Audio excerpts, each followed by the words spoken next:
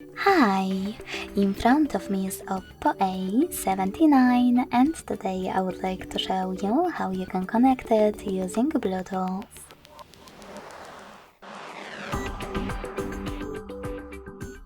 Begin by opening settings and tapping on Bluetooth right away. Then click on the gray switcher next to Bluetooth feature to activate it. And wait for available devices to show up. When they do, click on the one that you wish to connect to.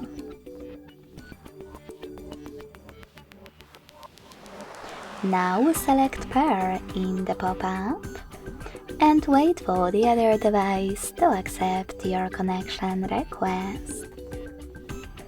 As you can see, my devices were successfully connected.